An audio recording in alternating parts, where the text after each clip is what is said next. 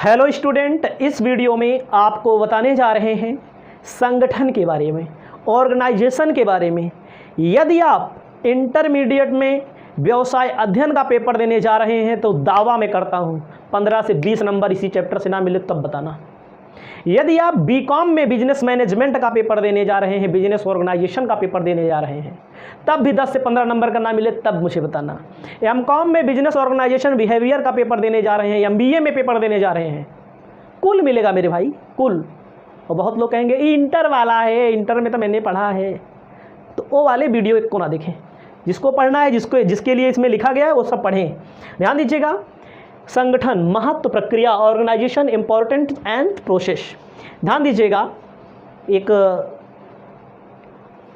मुझसे मेरे सब कारखाने, सब व्यापार, परिवर्तन के सभी साधन तथा सारा धन ले लो। मुझसे मेरे कारखाने ले लो, जो उसमें साधन लगे हैं उसको ले लो, जितना हमारे जेब में पैसा है उसको ले लो, परंतु मेरे संगठन को मेरे पास दो तो मैं 4 वर्षों के अंदर स्वयं पुनः को स्थापित कर लूँगा। हमसे हमारा डिजिटल बोर्ड उखाड़ ले जाओ, चोरी कर ले जाओ, लड़कियाँ पकड़ ले जाओ, ध्यान दीजिएगा, पंखा ले जाओ, कमरा ले लो, लेकिन मैं अपने ऊपर दावा करता हूँ व्हाइट बोर्ड से मैं नया चैनल क्रिएट करके खड़ा कर दूँगा। चैनल की बात अगर आती है तो इन्होंने कहा है, एंड्रयू कार्नेगी ने क्या बोला है, मुझसे मेरे कारखाने ले लो, कारखाना छोटी चीज़ होती है, और क्या ले लो, पूरा व्यापार ले लो, परिवर्तन के सभी साधन जो वहाँ फैक्ट्री में सामान लगे हैं सब ले लो, सारा धन ले लो, परंतु मेरे संगठन को मेरे पास छोड़ दो, 4 वर्षों के अंदर मैं पुनः स्थापित कर लूँगा। संगठन की इतनी बड़ी भूमिका है। संगठन का पहला काम नियोजन प्रबंध का पहला काम नियोजन होता है, प्लानिंग करना। दूसरा काम क्या होता है, संगठन करना होता है। इस अध्याय में आपको बताने जा रहे हैं मीनिंग यानी कि अर्थ, उसके बाद इस अध्याय में परिभाषा, विशेषता, महत्व, प्रोसेस, तमाम चीज़ें हम आपको यहाँ पर बताने जा रहे हैं। तो यहाँ पर ध्यान दीजिएगा, जिनको पढ़ना है इत्मीनान से बढ़िया से पढ़ें। हम यहाँ से शुरू करते हैं, ध्यान दीजिएगा, यहाँ से शुरू करते हैं।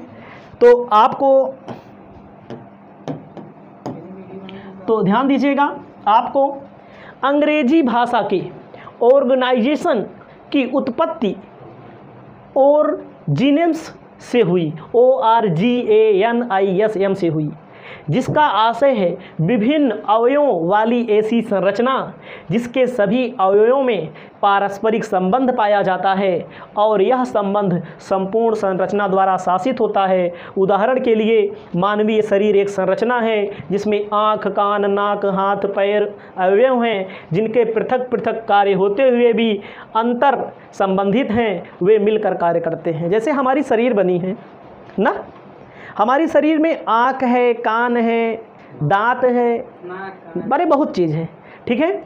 हमारी शरीर जो संरचना बनी है कई अंगों को मिला करके बनी है ना, कई अंगों को मिला करके बनी हुई है, आँख, कान, नाक, हाथ, पैर आदि, ठीक है।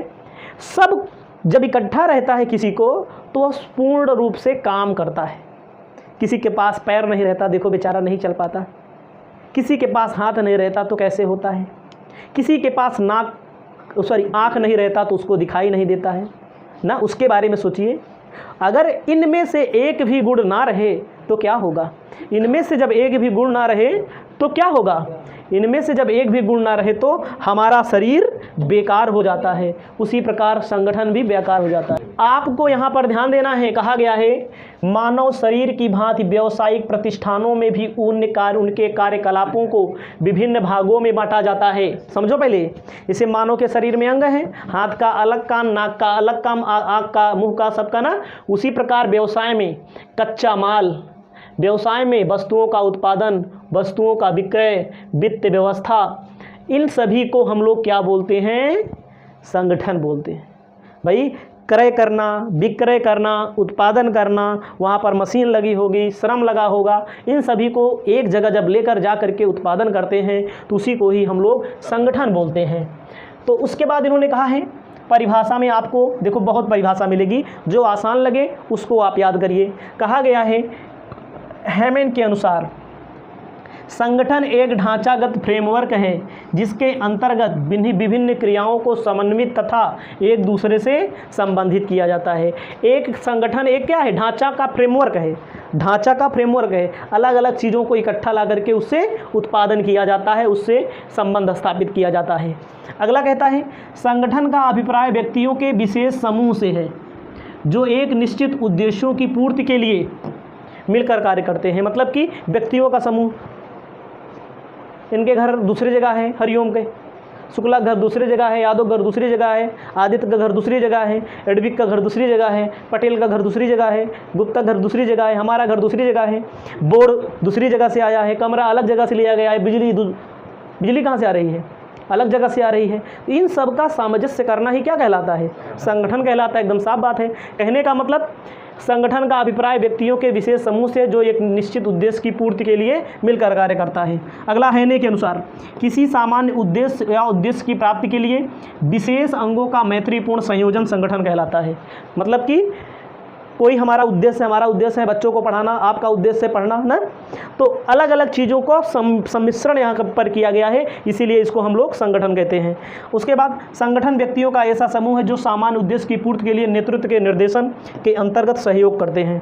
इतना अपनी कॉपी में कोई ना कोई परिभाषा आपको याद होनी चाहिए। संगठन की विशेषता मैं यहाँ पर लिख के बता रहा हूँ, विशेषता वाला PDF नहीं था।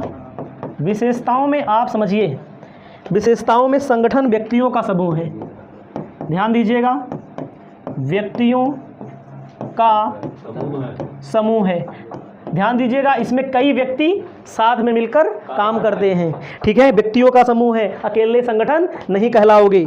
संगठन एक संरचना है, क्या है, संरचना है। संरचना का मतलब होता है जिसमें कई चीज़ें शामिल की जाती हैं। जैसे हम कहते हैं कोचिंग पढ़ने जा रहे हैं, कोचिंग कहीं पर खोली जाती है, या कोई व्यवसाय खोला जाता है, उनमें कर्मचारी रहते हैं, उनमें मजदूर रहते हैं, उनमें संपत्तियां रहती हैं, माल रहता है, ठीक है। उसके बाद संगठन, ध्यान दीजिएगा, हो गया अब है इसमें। अब उसके बाद ध्यान दीजिएगा थोड़ा से, संगठन के अंतर्गत क्या आएगा, संगठन के अंतर्गत इसमें कहा गया है संगठन प्रबंध का महत्वपूर्ण कार्य है। ध्यान दीजिएगा, प्रबंध के कौन कौन से कार्य हैं, याद रखना, प्रबंध के कौन कौन से कार्य हैं लड़के, प्रबंध के कार्य हैं, पहला नियोजन, संगठन, स्टाफिंग, निर्देशन, प्रेरण, नियंत्रण, ठीक है। अगला है संगठन एक प्रक्रिया हमेशा चलती रहती है भैया, ऐसी प्रक्रिया है जो हर जगह संगठन का जरूरत पड़ता है। उसके बाद संगठन एक तंत्र है, क्या है, एक तंत्र है। तंत्र का मतलब क्या है, जिसके माध्यम से कार्यों को सुविधाजनक तरीके से किया जाता है। उसके बाद संगठन का अपना उद्देश्य होता है, अपना अधिकार होता है, अपना कर्तव्य होता है, महत्व होता है। संगठन सार्वभौमिक होते हैं, चाहे व्यावसायिक संस्था हो, चाहे गैर व्यावसायिक संस्था हो, कुल संगठन का काम किया जाता है। संगठन संचार की प्रणाली है। संगठन संचार की प्रणाली का मतलब अगर कोई बात एक पक्ष से दूसरे पक्ष की ओर पहुंचाना है तो संगठन की भूमिका वहाँ पर जरूरी है। अगला कहता है संगठन एक साधन है, साध्य नहीं। साधन का मतलब है जिसके माध्यम से संस्था में कार्य कराया जाता है, उद्देश्यों को प्राप्त किया जा सकता है, ठीक है। तो उस कार्य विभाजन संगठन के माध्यम से अलग अलग लोगों का अलग अलग काम होता है। अलग अलग लोगों का मतलब अगर आपको मैं बता दूं, किसी भी पार्टी का संगठन मान लीजिए, जैसे बीजेपी का संगठन सबसे मजबूत है। क्यों मजबूत है, क्योंकि उसमें हमेशा काम होता रहता है, उसमें लोगों को हमेशा ट्रेनिंग दी जाती रहती है। चाहे जो पार्टी हो, सबका संगठन होता है। जिसका संगठन सबसे मजबूत है वो संगठन चुनाव जिता लेगा। जैसे हमारे यादव जी का संगठन बेकार है, बेकार का मतलब है जब चुनाव आएगा संगठन ढोलक लेके पहुंचेंगे ना।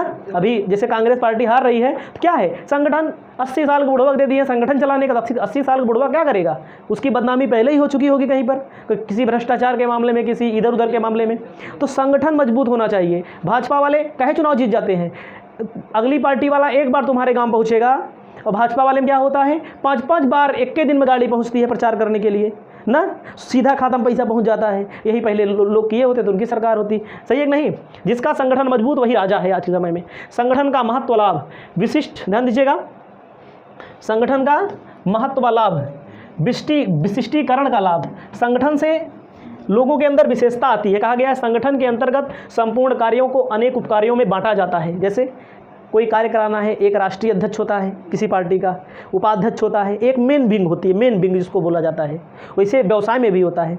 और एक होता है युवा मोर्चा, ना, जैसे कहीं लोहिया वाहिनी समाजवादी पार्टी में, भाजपा में युवा मोर्चा, प्रदेश मंत्री काशी क्षेत्र ना, पता नहीं क्या रहता है, इतना नहीं जानकारी है, ये तो बता रहे हैं। कार्य संबंधों में स्पष्टता, कौन व्यक्ति कौन सा कार्य करेगा, ये स्पष्टता जिसके पास होगी वही संगठन मजबूती के साथ उभरेगा। उसके बाद आपको ध्यान देना है, ठीक है, उसके बाद आपको ध्यान देना है, क्या मैंने लिखा है महत्व में, कार्य में स्पष्टता होनी चाहिए। विशिष्टीकरण का मतलब विशेष काम देना चाहिए, विशेषज्ञों को काम देना चाहिए, पागलों को काम नहीं देना चाहिए, ठीक है। जो जिस विषय में विशेषज्ञ, जैसे हमको कॉमर्स के बारे में जानकारी है तो हमसे कॉमर्स पढ़वाएं, अकाउंट पढ़वाएं, बिजनेस पढ़वाएं, इकोनॉमिक्स पढ़वाएं। पता लगा हमको हिंदी अंग्रेजी गणित दे दिए तो हम क्या करेंगे, हमको कुछ आता ही नहीं तो हम क्या करेंगे भैया, सही है कि नहीं। और आगे हम आपको बता रहे हैं, आपको ध्यान देना है, संसाधनों का अनुकूलतम प्रयोग किया जाता है संगठन के माध्यम से। अब तुम्हारे पास संगठन नहीं है, जो संसाधन है उनका अनुकूलतम प्रयोग कैसे करोगे। अनुकूलतम का मतलब जैसे देखिए, मोदी सरकार है, विपक्ष के यहाँ ईडी भेज दे रही, संसाधन है, सीबीआई पहुँच जा रही है, संसाधन, इसको एक तरफ मानो संसाधन ही है, अगर आप समझेंगे थोड़ा से ना। और उसके पास पैसा है, उनका अनुकूलतम प्रयोग करो ना, यही है सिस्टम है सब। अगला, परिवर्तन में सुविधा, प्रभावी प्रशासन, प्रशासन तगड़ा मुस्तैद रखो, भ्रम ना रहे आपस में, कर्मचारियों का विकास हो, विस्तार हो, भ्रष्टाचार को रोके, तकनीकी सुधारों का अनुकूलतम प्रयोग हो, संगठन प्रक्रिया के कदम में क्रियाओं का निर्धारण किया जाए। निर्धारण का मतलब कौन व्यक्ति कौन कौन सा काम करेगा। क्रियाओं का वर्गीकरण किया जाए, अलग अलग बांट दिया जाए सबको काम। कर्तव्यों का आवंटन किया जाए, तुम्हारा क्या कर्तव्य है, उनका क्या कर्तव्य है, उनका क्या कर्तव्य है। सूचना प्रेषित करना, अपनी सूचना को पहुंचाना, अधिकारों को सौंप दिया जाए, संतुलन स्थापित किया जाए। अब आगे चलते हैं गाड़ी लेकर के। क्रियाओं के विभाजन में देखो, जो अभी मैंने विभाजन बोला, तो विभाजन में क्या क्या आएगा, विभाजन में क्या क्या आएगा, इसको बढ़िया से देख लो थोड़ा से। अब आप समझिए, विभाजन में कहा गया है, क्रियाओं के विभाजन में संगठन प्रक्रिया का पहला क्रियाओं का निर्धारण करना होता है और विभाजन करना होता है। कुल कार्यों को अनेक कार्यों में विभाजित किया जाता है, जितने भी कार्य होते हैं कुल कार्यों को अनेक कार्यों में बांट दिया जाता है, ठीक है। जैसे माल कौन करेगा, यादव जाएंगे माल करने, ठीक है। मशीन कल पुर्जे कौन करेगा, हरिओम जाएंगे, ठीक है। उसके बाद क्या है, उत्पादन कौन करेगा, एडविक करेंगे उत्पादन, ठीक है। माल का स्टॉक कौन रखेगा, आदित्य सिंह को दे दिया जाएगा माल का स्टॉक रखने के लिए। अनुसंधान कौन करेगा, अनुसंधान मोटू को दे दिया जाएगा। विज्ञापन कौन करेगा, विज्ञापन गुप्ता जी को दे दिया जाएगा। और विक्रय कौन करेगा, हरिशंकर विक्रय करेंगे। पैसे की व्यवस्था कौन करेगा, हम कर देंगे। लेखांकन हम कर देंगे, हम भी काम कर देंगे भाई। सबको अलग अलग कामों का विभाजन किया जाए, ठीक है ना, यही समझो। सेवा वर्गीय मतलब पत्र व्यवहार कौन लिखेगा, पत्र लिखना पड़ता है व्यवसाय में। ये अलग अलग लोगों को अलग अलग जब काम दिया जाता है उसको बोलते हैं कार्य का विभाजन, ठीक है। क्रियाओं का वर्गीकरण और विभागीकरण, सब वर्ग अलग अलग बांट दो। किसी भी फैक्ट्री में क्रय विभाग अलग होता है, विक्रय विभाग अलग होता है, वित्त विभाग अलग होता है। स्कूल में जाइए, किसी बड़े डिग्री कॉलेज में जाइए आप, जहाँ कई सब्जेक्ट चलते हों, कॉमर्स विभाग अलग होगा ना, बीए वालों का विभाग अलग होगा, बीए वालों में भी विभाग होता है। हिस्ट्री वाला अलग होगा, भूगोल वाला अलग होगा, अंग्रेजी वाला अलग होगा ना, तो कई विभाग होते हैं ना। तो वैसे यहाँ पर भी है। देखो अगला, देखो क्रय विभाग में क्या आता है, कच्चे माल को क्रय करना है, मशीन कल पुर्जे क्रय करना है। उत्पादन में क्या होता है, उत्पादन करना है, माल का स्टॉक रखना है, अनुसंधान रखना है। विपणन में विज्ञापन और विक्रय, विपणन में क्या क्या आता है, विज्ञापन और विक्रय। वित्त में क्या क्या आता है, वित्त में पैसा, लेखांकन और व्यवहार। पत्र व्यवहार का मतलब क्या होता है, चिट्ठी ना, किसी को लेटर लिखना हो तो। सेवा वर्गीय में क्या होता है, कर्मचारियों को नियुक्तिकरण करना, ठीक है। इन सब चीज़ों को आप लोग थोड़ा, फिर अधिकारों को सौंपना, ठीक है। अधिकारों को सौंपना क्या होता है, कर्मचारियों को पर्याप्त अधिकार सौंपे जाते हैं, अपने अपने कार्य करो। जैसे आपके क्लास टीचर होंगे, उनको अधिकार है 2 थप्पड़ मारे ना, ठीक है नहीं। नाम काटना उनका अधिकार है, नाम लिखना उनका अधिकार है। तो सब लोगों को, सब कर्मचारियों को समन्वय बनाया रखा जाए, व्यवसाय में संतुलन स्थापित किया जाए कर्मचारियों के मध्य, विभागों के मध्य। अब ध्यान दीजिएगा, पेपर में जरूर आएगा, ये क्या है, औपचारिक संगठन क्या होता है। समझिए, सारी चीज़ें लिखाई गई हैं, इसका नोट्स आपको मिल जाएगा जो स्टूडेंट लेना चाहें। लेकिन फीस लगती है भैया, हम पहले बता दें, नहीं तो ऐप में सारी चीज़ें मिलेंगी। आपको ध्यान देना है, औपचारिक संगठन क्या है, ऐसा संगठन, ध्यान दीजिएगा, जो प्रत्येक स्तर पर औपचारिक संगठन क्या होता है? जो प्रत्येक स्तर पर व्यक्तियों के अधिकारों, उत्तरदायित्वों, कर्तव्यों, संबंधों को स्पष्टता से परिभाषित करे। कहने का मतलब, औपचारिक का मतलब होता है जो नियम कानून के अनुसार संगठन हो, सिद्धांत जिसमें लागू हो। हमारे अधिकार क्या हैं, आपके अधिकार क्या हैं, आपको क्या बोलना चाहिए, हमको क्या बोलना चाहिए, उसको बोलते हैं औपचारिक संगठन। ध्यान दीजिएगा, यह सत्ता का हस्तांतरण ऊपर से नीचे की ओर होता है। सत्ता का हस्तांतरण मतलब जैसे मुख्यमंत्री कोई आदेश देगा या प्रधानमंत्री के यहाँ से कोई आदेश आएगा तो पहले कहाँ आएगा? प्रधानमंत्री सचिवालय से कहाँ आएगा? प्रदेश के मुख्यमंत्री के ऑफिस में आएगा, उसके बाद जिलों में आएगा, उसके बाद हम लोगों के पास पहुंचेगा। जैसे आपके यहाँ कोई काम हो रहा हो, किसी व्यवसाय में कोई काम रहा हो, पहले उच्च प्रबंधक से निम्न, मध्यम, मध्यम से न्यूनतम, न्यूनतम से कर्मचारी, कर्मचारी से मजदूर, ऐसे होता है। ठीक है, इसको बोला जाता है औपचारिक संगठन। ध्यान दीजिएगा, इसमें लोगों के अधिकार होते हैं। इसमें 2 या 2 से अधिक व्यक्तियों की क्रियाएं समान उद्देश्य की पूर्ति के लिए जानबूझ पर समन्वय स्थापित होता है। जैसे स्कूल में छुट्टी होती है, ऐसा नहीं छुट्टी हो गई जाओ जाओ, बाकायदे रजिस्टर आता है, वो क्या है? औपचारिक। कोनो दिन किसी की डेथ हो गई तो अनौपचारिक। जैसे रास्ते में अरे छुट्टी है, पानी बरस रहा, छुट्टी है बच्चों, जाओ घर। ठीक है, इसमें परिभाषित आपसी संबंध होता है। यह नियमों और कार्यविधियों पर आधारित होता है ना, यह कार्य विभाजन पर आधारित होता है, यह जानबूझकर स्थापित किया जाता है, यह अव्यक्तिगत होता है, यह अधिक स्थिर होता है, मतलब ज़्यादा समय तक इसको चलाया जा सकता है। ये नियम के विपरीत होता, ये नियम के अनुसार होता है। औपचारिक संगठन के लाभ क्या होते हैं? इससे होता है उत्तरदायित्व का निर्धारण कर दिया जाता है। इसमें ध्यान दीजिएगा, इसमें क्या कर दिया जाता है? उत्तरदायित्व, कौन किसको कौन सा काम दिया जाएगा, सबका उत्तरदायित्व निर्धारित कर दिया जाता है। कार्यों का दोहराव नहीं होता है, जो व्यक्ति एक काम करेगा वही अपना काम करेगा, बार बार नहीं करना होता है। लक्ष्यों को प्राप्त करने में आसानी होती है, पक्षपात की संभावना नहीं रहती है ना, योजना बनाना संभव होता है। अगला है, इसकी कुछ हानियाँ भी हैं, काम में देरी भी हो जाती है, पहल क्षमता में कमी होती है, संबंध का यंत्रीकरण हो जाता है, अधिकारों का दुरुपयोग लोग करने लगते हैं, दृढ़ता का विकास नहीं हो पाता है। ठीक है, आगे देखिए, अनौपचारिक संगठन क्या है? अनौपचारिक संगठन का से ऐसे संगठन के से जो जानबूझकर नहीं की जाती बल्कि अनायास हो जाती है, जो हितों, धर्म, विचार के माध्यम से किया जाता है, उसको अनौपचारिक संगठन कहते हैं। अनौपचारिक संगठन का मतलब होता है जो जानबूझकर नहीं की जाती है, जैसे अफवाह। ठीक है, आपको ध्यान देना है, इसमें अफवाह होती है, यह परिवर्तन का विरोध करता है, समूह परंपराओं का दबाव होता है, जो पुरानी परंपराएं हैं। अकुशल कर्मचारियों को इसमें संरक्षण मिल जाता है ना। और जैसे बहुत सारे बच्चे स्कूल में पढ़ने आते हैं तो कुछ लोग मनाते हैं भैया छुट्टी हो जाए आज ना, तो इसमें जो पढ़ने वाले हैं उनका नुकसान हो जाता है। ध्यान दीजिएगा, औपचारिक संगठन उत्तरदायित्व का निर्धारण इसमें नहीं हो पाएगा भैया। औपचारिक संगठन और अनौपचारिक संगठन में अंतर। अर्थ, अधिकार ढांचे के रूप में प्रबंध द्वारा उत्पन्न किए गए संगठन औपचारिक होते हैं।